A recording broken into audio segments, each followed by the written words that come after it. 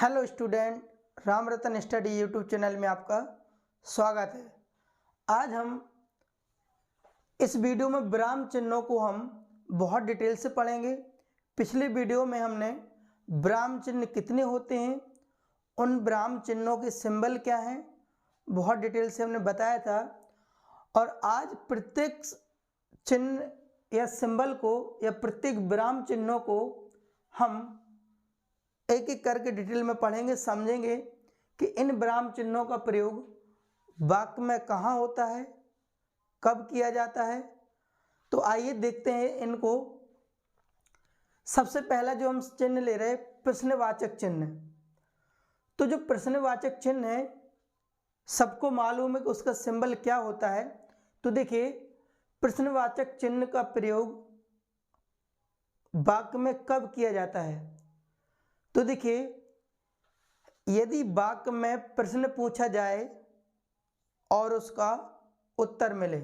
फिर से सुनिए, हमने क्या कहा, जब प्रश्न वाक्य में पूछा जाए और उसका उत्तर मिले, ठीक है, और उसका मिले, यहां लिख लेना उत्तर मिले, ठीक है, और उसका उत्तर मिले, या जिस वाक्य में प्रश्न करने या पूछने का बोध हो, उस वाक्य में हम प्रश्नवाचक चिन्ह का प्रयोग करते हैं। जरूरी नहीं है कि जब वाक्य में क्या, क्यों, कब, कहाँ, कैसे हो तभी प्रश्नवाचक चिन्ह का प्रयोग हो, ऐसा जरूरी नहीं है। फिर से सुनिए, ऐसा जरूरी नहीं है कि प्रश्न में कि वाक्य में कब, क्यों, कहाँ, कैसे ही लिखा हो तब प्रश्नवाचक चिन्ह लगाएंगे।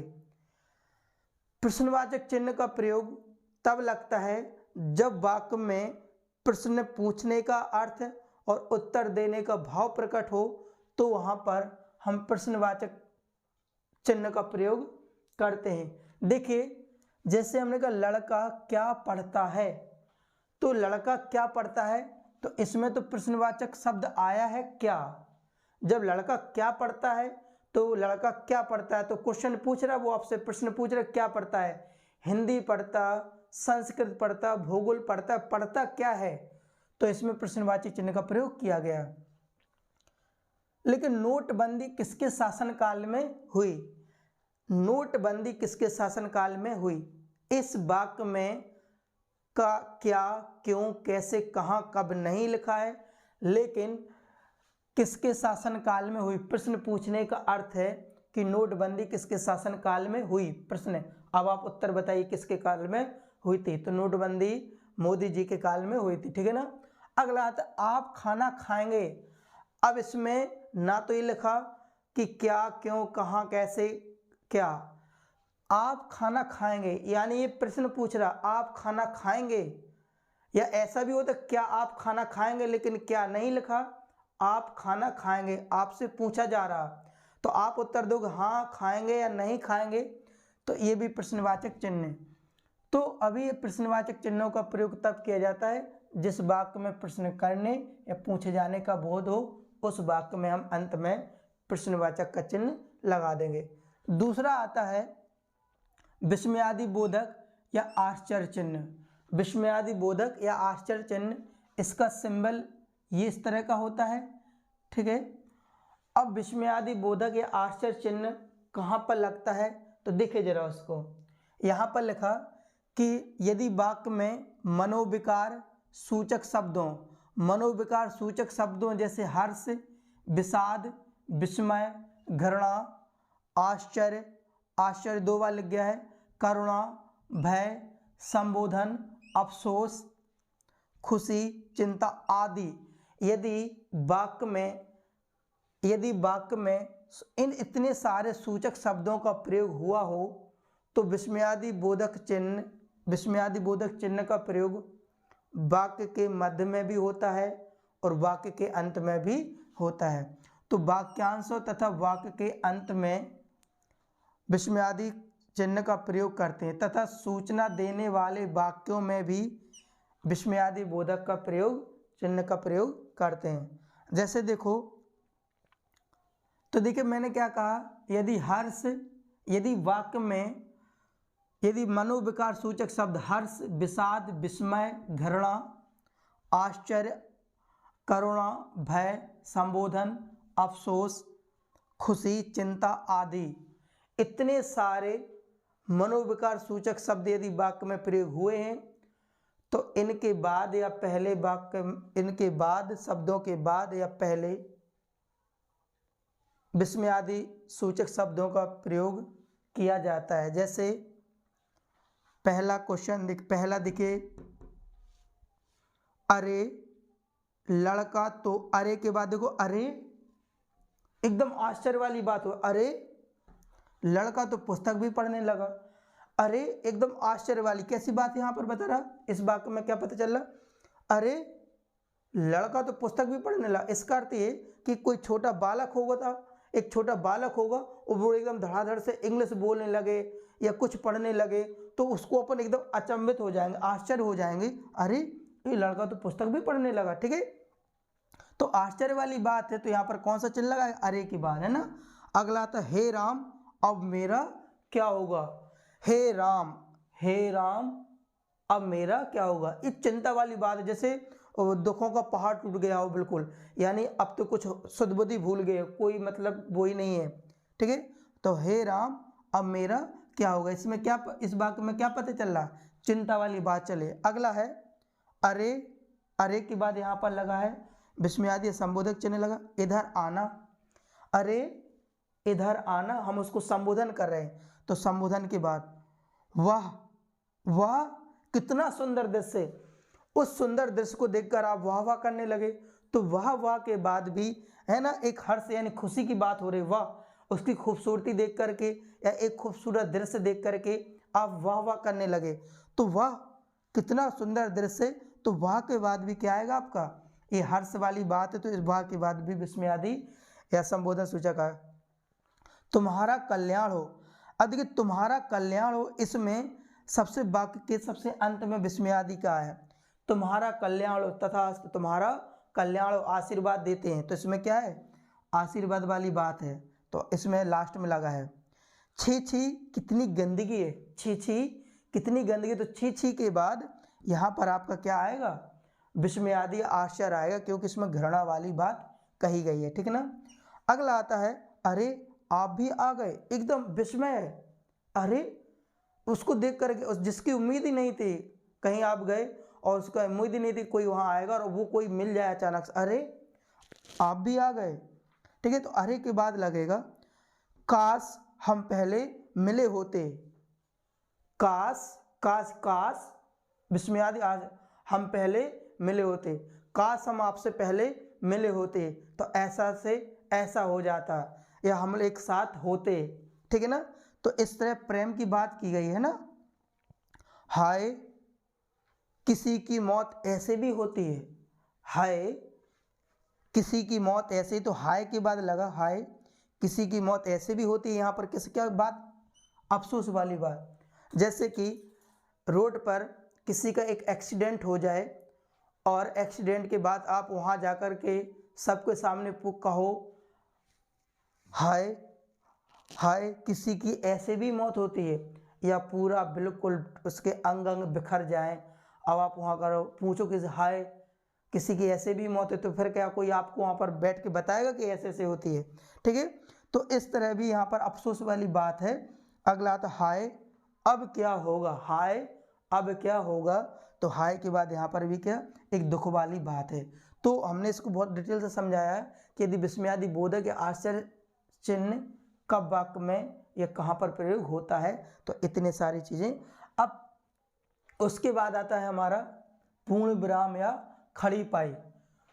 तो पूर्ण विराम या खड़ी पाई, तो पूर्ण विराम का प्रयोग हम कब करते हैं, जब कोई वक्ता अपनी बात पूर्ण रूप से समाप्त कर देता है या पूरा वाक्य लिख दिया जाता है, तो या अपनी बात पूरी कह देता है, तो वहाँ पर पूर्ण विराम का प्रयोग करते हैं। पूर्ण विराम को हिंदी में खड़ी पाई कहते हैं।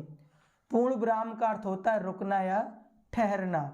प्रत्येक वाक्य की पूर्ण समाप्ति के बाद, प्रत्येक वाक्य की, कथन की, या कोई वक्ता अपनी बात कहता है, जब पूरी बात कह देता है तब वो पूरी बात जब समाप्त हो जाती है तो विराम चिन्ह बाद में लगाते हैं। विराम चिन्ह को हिंदी में हम खड़ी पाई कहते हैं। ये खड़ी पाई का चिन्ह है। और 18वीं शताब्दी में, जब 18वीं शताब्दी में देखा जाए तो वाक्य के अंत में डबल खड़ी पाई का चिन्ह होता था, लेकिन 18वीं उसके बाद इस डबल खड़ी पाई चिन्ह का बंद कर दिया गया प्रयोग। अब ओनली एक ही खड़ी पाई का वाक्य के अंत में होता है। अब केवल, ठीक है, सामान्य कथन में जब लेखन का आशय पूर्ण होने पर, सामान्य कथन में कोई लेखक है या कोई लेखन करता है, सामान्य कथन में जब लेखन का आशय पूर्ण हो जाए, सामान्य कथन, कोई हम नॉर्मल बात कह रहे और हम अपनी नॉर्मल बात हम खत्म कर दें या कह दें, कोई नॉर्मली बात बोल दें ऐसे ही, तो उस नॉर्मल बात में भी हम एक खड़ी पाई या पूर्ण विराम का प्रयोग करते हैं। जैसे कि अंधेरा हो गया, हमने कह दिया, हमें जो कहना था अंधेरा हो गया, अंधेरा हो गया, तो इसमें सामान्य कथन वाली बात है। क्या है? सामान्य कथन है, अंधेरा हो गया, बात खत्म, इसके आगे कुछ नहीं कहा हमने, तो बात पूरी खत्म कर दी। तो यहाँ पर क्या हो गया, हमारा पूर्ण विराम का चिन्ह आ गया। मुझे मालूम है आप क्या चाहते, यहाँ पर क्या आया, तो क्या आने पर क्या यहाँ पर प्रश्नवाचक चिन्ह आएगा? नहीं, ये सामान्य कथन है। मुझे मालूम है आप क्या चाहते, अगर हम ऐसा कर दे, आप क्या चाहते हैं, आप क्या चाहते हैं, तो ये प्रश्न बन गया। अगर हम इतना बोलें, आप क्या चाहते हैं, सरकारी जॉब, प्राइवेट जॉब, आप क्या चाहते हैं, अगर इतनी बात है तो ये प्रश्नवाचक चिन्ह है। लेकिन मुझे पहले से ही पता है कि आप क्या चाहते हैं, तो वो प्रश्न नहीं हुआ, फिर वो सामान्य कथन हुआ। और सामान्य कथन में हम किसका प्रयोग करते हैं? एक पूर्ण विराम खड़ी पाई का प्रयोग करते हैं। वह क्यों नहीं आ रहा, उसने मुझे नहीं बताया। तो भैया यहाँ पर क्यों आया, तो यहाँ पर क्यों आने से इस वाक्य में हम प्रश्नवाचक का चिन्ह नहीं लगाएंगे। ये सामान्य कथन है। देखिए कैसे है, वह क्यों नहीं आ रहा, उसने मुझे नहीं बताया। भाई क्यों नहीं आ रहा, मुझे क्या पता, उसने थोड़ी ना मुझे बताया। यदि मुझे उसने बताया होता क्यों नहीं आ रहा, तो मैं आपको उत्तर देता। और प्रश्नवाचक चिन्ह का प्रयोग कब करते हैं? जब प्रश्न पूछा जाए और उसका उत्तर मिले, तभी प्रश्नवाचक चिन्ह का प्रयोग किया जाता है। लेकिन इस वाले वाक्य में वह क्यों नहीं आ रहा, मुझे उसका उत्तर तो मालूम नहीं है, तो ये प्रश्नवाचक नहीं हुआ, ये सामान्य कथन हुआ। वह क्यों नहीं आ रहा, उसने मुझे नहीं बताया, तो ये सामान्य कथन है। और सामान्य कथन में हम पूर्ण विराम या खड़ी पाई का प्रयोग करते हैं। वह कैसे नाचती है, सब जानते हैं, वह कैसे नाचती है सब जानते हैं। अगर हम कहें कैसे आया, तो यहाँ पर प्रश्नवाचक चिन्ह लगना चाहिए, लेकिन प्रश्नवाचक चिन्ह नहीं आएगा इस वाक्य में, क्योंकि ये सामान्य कथन है। और सामान्य कथन में हम पूर्ण विराम या खड़ी पाई का प्रयोग करते जब हम अपनी बात पूर्ण कर देते हैं। अगर इतना होता, वह है कैसे नाचती, अगर इतना वाला होता वाक्य, वह कैसे नाचती है, तो भाई साहब यहाँ पर प्रश्नवाचक का चिन्ह लगता है। लेकिन सब जानते हैं, तो मुझे किसी को बताने की जरूरत ही नहीं है कि वो कैसे नाचती है, बेली डांस करती है कि बेल डांस करती है, वह कैसे नाचती है ये सब जानते हैं। तो भाई मुझे किसी को उत्तर देने की आवश्यकता, जब सभी को पता है, तो मुझे क्या आवश्यकता किसी को उत्तर बताने की। तो ये प्रश्नवाचक वाक्य नहीं है, इसमें प्रश्नवाचक का चिन्ह नहीं आएगा, इसमें सामान्य कथन है। और सामान्य कथन में पूर्ण विराम का प्रयोग होगा। जैसे कि लड़का क्या पढ़ता है, तो ये प्रश्नवाचक है। लड़का क्या पढ़ता है, लड़का क्या पढ़ता है, तो हम बता सकते हैं कि हिंदी पढ़ता, संस्कृत पढ़ता, उर्दू पढ़ता। तो ऐसे वाक्यों में जब प्रश्न पूछा जाए और उसका उत्तर मिले, तो ही हमारा प्रश्नवाचक चिन्ह आएगा। और ये सारे कहते हैं सामान्य कथन। अब उसके बाद आता है हमारा अर्धविराम। अर्धविराम, तो अर्धविराम का ये चिन्ह ये होता है। अर्धविराम सुनिए क्या होता है। पूर्ण विराम से आधा ठहराव, पूर्ण विराम से आधा ठहराव, पूर्ण विराम से आधा ठहराव जहां पर हो, वहां पर हम अर्धविराम चिन्ह का प्रयोग करते हैं। और अर्धविराम चिन्ह का प्रयोग देखिए, एक उपवाक्य या वाक्यांश का एक उपवाक्य या वाक्यांश का दूसरे उपवाक्य या वाक्यांश से, फिर से सुनिए, मैंने कहा एक उपवाक्य या वाक्यांश का दूसरे उपवाक्य या वाक्यांश से दूर का संबंध। एक उपवाक्य का दूसरे उपवाक्यांश से या एक उपवाक्यांश का दूसरे उपवाक्यांश से दूर का संबंध बताने की बात कही गई हो तो उन दोनों वाक्यों के बीच में हम अर्धविराम का प्रयोग करते हैं। जैसे बिजली चमकी, ये हमारा एक वाक्यांश हो गया, बिजली चमकी। फिर उसके बाद हमने अर्धविराम का चिन्ह लगाया, फिर भी वर्षा नहीं हुई।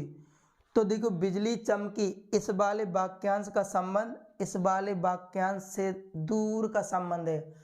बिजली चमकी फिर भी वर्षा नहीं हुई। और अपन लोग जानते कि यदि जब बिजली चमकती है तो बारिश होती है, लेकिन हो भी सकती है और नहीं भी हो सकती, लेकिन संबंध तो होता है। तो यही हमने कहा कि जब एक वाक्यांश का दूसरे वाक्यांश के साथ दूर का संबंध हो, बिल्कुल ऐसे नहीं कि तुरंत बिजली चमकी और तुरंत वर्षा हो जाए, ऐसा नहीं है। बिजली चमकी, वर्षा हो भी सकती है और नहीं भी हो सकती। तो यहाँ बिजली चमकी फिर भी वर्षा नहीं हुई, तो बिजली चमकी और वर्षा नहीं हुई, तो इन दोनों वाक्यांशों का एक दूसरे से संबंध है, लेकिन दूर का संबंध है। तो जब एक वाक्यांश का दूसरे वाक्यांश के साथ दूर का संबंध रिश्ता हो तो वहाँ पर हम अर्धविराम का चिन्ह का प्रयोग करते हैं। दूसरा देखिए, आज यह कथा अधूरी रही, कल समाप्त होगी। तो आज वाली कथा का संबंध कल से है, आज कथा पूरी नहीं हो पाई। आज यह कथा अधूरी रही, कल समाप्त होगी। किसी बारिश के कारण, आंधी तूफान के कारण एक कथा पूरी नहीं हो पाई, तो कथा कब होगी? कल होगी। तो उन दोनों वाक्यांश को जोड़ने के लिए हम बीच में अर्धविराम चिन्ह का प्रयोग करते हैं। अगला देखिए, जब दो या अधिक उपाधियों को दो या दो से अधिक उपाधियों को जब हम एक साथ लिखते हैं, जैसे आपने बहुत सारी डिग्री की हो, BA, MA, M.Ed, LLB, जो भी सारी डिग्री की हैं, तो BA के बाद लगेगा अर्धविराम, MA के बाद लगेगा अर्धविराम और LLB। तो दो या दो से अधिक उपाधियों के बाद भी हम अर्धविराम चिन्ह का प्रयोग करते हैं। अगला आता है हमारा अल्पविराम। तो अल्पविराम समझिए क्या होता है। अल्पविराम में अच्छे रूल हैं और बहुत अच्छे से समझना इनको। अल्पविराम को यहाँ पर देखिए, अल्पविराम में क्या है यहाँ पर, तो अल्पविराम में समझेंगे हम कि जैसे यहाँ पर आपसे कहा जाए कि अल्पविराम क्या होता है कि थोड़ी देर के लिए रुकना या ठहरना। अल्पविराम का अल्प मतलब तो बिल्कुल कम, थोड़ी देर के लिए ठहरना या रुकना अल्पविराम कहलाता है। जब हम बस थोड़ा सा रुकें, थोड़ी देर के लिए रुकना या ठहरना क्या कहलाता है? अल्पविराम कहलाता है। जैसे अल्पविराम क्या है? संज्ञा, सर्वनाम, यहाँ हम क्रिया भी लिख लेंगे, ठीक है ना। संज्ञा, सर्वनाम, क्रिया, विशेषण को अलग करने के लिए जब एक वाक्य में या तो बहुत सारी संज्ञाएं हों या सर्वनाम हो या क्रिया हो या विशेषण हो। फिर से सुनिए, जब एक वाक्य में संज्ञा हो बहुत सारी, सर्वनाम हो बहुत सारे, या बहुत सारी क्रिया हो या विशेषण हो, तो उनको अलग दिखाने के लिए, अलग अलग करने के लिए उनके बीच में हम अल्पविराम चिन्ह का प्रयोग करते हैं। और यदि वाक्य में और, सुनिए, यदि वाक्य में और को हम संयोजक अव्यय बोलते हैं। यदि वाक्य में संयोजक अव्यय और हो, फिर से सुनिए, यदि वाक्य में संयोजक अव्यय और लगा हो और से पहले जितनी भी हमारी संज्ञाएं होंगी या सर्वनाम होंगे या क्रिया होंगे या विशेषण होंगे, और शब्द से पहले संयोजक अव्यय और शब्द से पहले जितनी भी संज्ञा सर्वनाम क्रिया विशेषण होंगे, संज्ञा सर्वनाम क्रिया विशेषण जितने भी शब्द होंगे या जितने भी जो भी नाम होंगे, उन नामों के बीच में हम अल्प विराम चिन्हों का प्रयोग करते हैं। जैसे एग्जाम्पल में समझिए, राम, श्याम और मोहन। तो राम और श्याम क्या है? ये संज्ञा है। संज्ञा क्या? किसी का नाम। संज्ञा क्या होती? किसी वस्तु, व्यक्ति, भाव, स्थान, किसी का भी नाम को हम क्या कहते हैं? संज्ञा कहते हैं। तो राम, श्याम, ये हमारा और शब्द क्या है? और शब्द हमारा संयोजक अव्यय है। तो और शब्द से पहले जो संज्ञा है, राम और श्याम क्या है? ये समान संज्ञा है। तो इन संज्ञाओं के अलग अलग नामों को प्रदर्शित करने के लिए हम थोड़ा सा क्या करते हैं? किसी का नाम अलग अलग ले रहे, तो अल्प विराम चिन्ह का प्रयोग करते हैं। दूसरा आता है, भानु, प्रिया, रोशन, सुमन और संध्या पढ़ रही हैं। फिर सुनिए, भानु, प्रिया, रोशन, सुमन और संध्या पढ़ रही हैं। तो भानु, प्रिया, रोशन, सुमन, ये सारी की सारी क्या है? ये संज्ञा है। संज्ञा मतलब किसी के नाम है और शब्द से पहले जुड़ी हैं। तो देखिए, इनमें हमने सभी में क्या लगाया? यहाँ पर हमने इन सभी में क्या लगाया? अल्प विराम लगाया है। ठीक है ना? अल्प विराम और शब्द से पहले जितने भी होंगे नाम, उन नामों के बीच लगते हैं।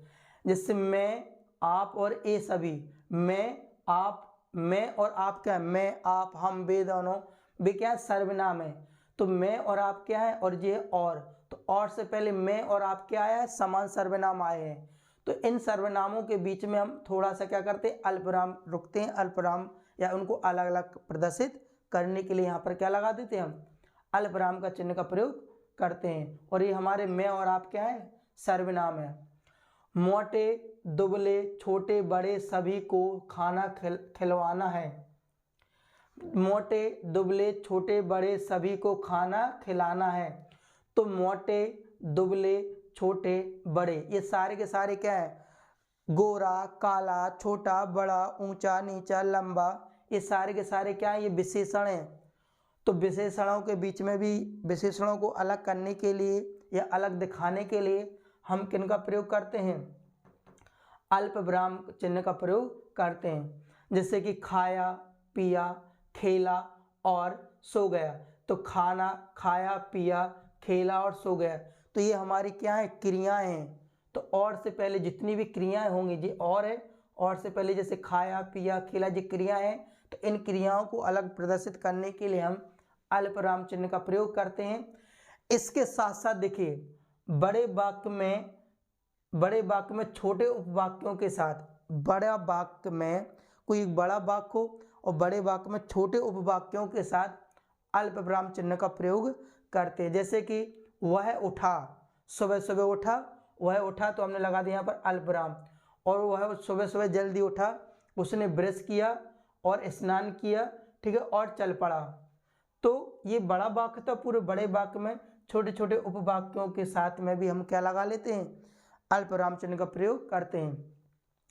यदि वाक्य के बीच में अव्यय शब्द, देखिए, यदि वाक्य के बीच में अव्यय शब्द कौन कौन से हो?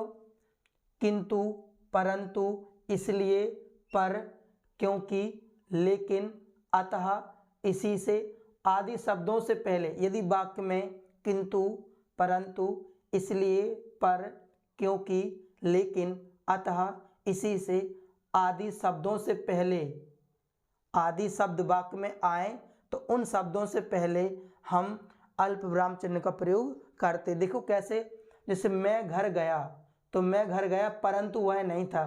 तो परंतु वाक्य में क्या आया? परंतु शब्द आया। तो परंतु शब्द से पहले क्या लगा लिया हमने? अल्प विराम लगा लिया।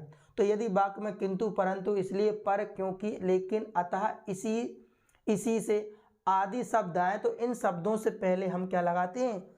अल्प विराम चिन्ह का प्रयोग करते हैं। अगला पॉइंट देखिए जरा, जब व्यक्ति के यदि कोई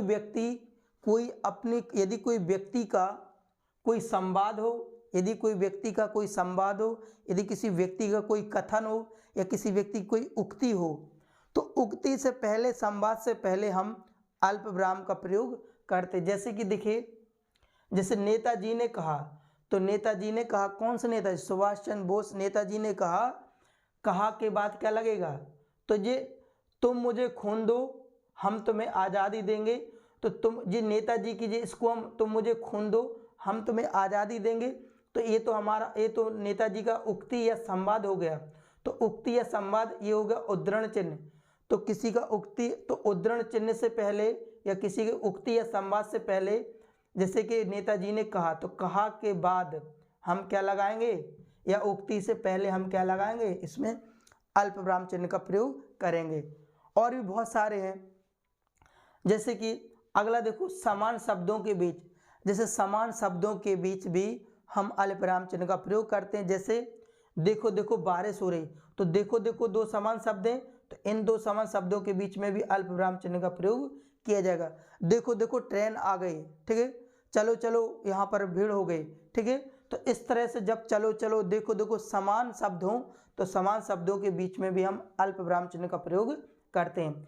यदि वाक्य में हाँ, यदि वाक्य में हाँ, नहीं, सचमुच, अतः, वस्तुतः हो, यदि वाक्य में हाँ, नहीं, सचमुच, अतः, वस्तुतः हो, तो इन हाँ, नहीं, सचमुच, अतः, वस्तुतः से पहले भी हम अल्प विराम चिन्ह का प्रयोग करते। जैसे कि हम कहें सचमुच तुम उसे जानते हो, हम कहें सचमुच तुम उसे जानते हो, तो सचमुच के बाद हम अल्प विराम का चिन्ह का प्रयोग करेंगे। हाँ कल मैं आऊँगा, तो हाँ आया, हाँ हो या ना हो या अथा वस्तुतः, तो इन शब्दों के बाद हम अल्प विराम चिन्ह का प्रयोग करेंगे। तो हाँ के बाद अल्प विराम चिन्ह आएगा, हाँ कल मैं आऊँगा।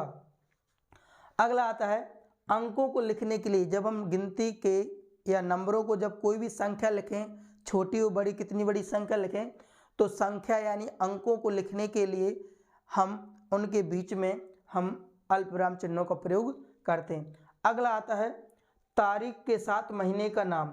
यदि हमने तारीख के साथ महीने का नाम है, जैसे तारीख के साथ, जैसे हमने कहा 10 दिसंबर, तो 10 दिसंबर 10 तारीख है, दिसंबर महीना है। यदि तारीख के साथ महीना लिखा है, यदि तारीख के साथ महीना लगता है, तो तारीख के साथ महीना लिखा है, तो महीने के बाद हम अल्प विराम चिन्ह का प्रयोग करेंगे। जैसे देखो, जैसे 15 अगस्त, तो 15 अगस्त, 15 तारीख है, अगस्त महीना है, तो 15 अगस्त के बाद हम क्या लगाएंगे, उसमें अल्प विराम चिन्ह का प्रयोग करेंगे। सन 1947 भारत स्वतंत्र हुआ था, तो तारीख के साथ महीना हो, तो तारीख महीना हो, तो उसके साथ अल्प विराम चिन्ह का प्रयोग करेंगे। उद्धरण चिन्ह से पहले भी हम अल्प विराम चिन्ह का प्रयोग करेंगे। उद्धरण चिन्ह क्या होता है, उद्धरण चिन्ह इसमें इस तरह का होता है, इस तरह से, ठीक है ना, ये उद्धरण चिन्ह होता है इनके बीच में, ठीक है, ये उद्धरण चिन्ह होता है। पिछली वाली वीडियो में शायद दिख नहीं रहा था, तो ये उद्धरण चिन्ह को अभी हम पढ़ाएंगे। तो इस प्रकार का उद्धरण चिन्ह होता है, एक इकहरा उद्धरण चिन्ह होता है, एक दोहरा उद्धरण चिन्ह। तो ये दोहरा उद्धरण चिन्ह अगर हम एक एक लगा दें, तो ये हमारा इकहरा उद्धरण चिन्ह हो गया, ठीक है। तो पिछली वाली वीडियो में ये दिख नहीं रहा था, तो इसमें समझ लीजिए, ठीक है।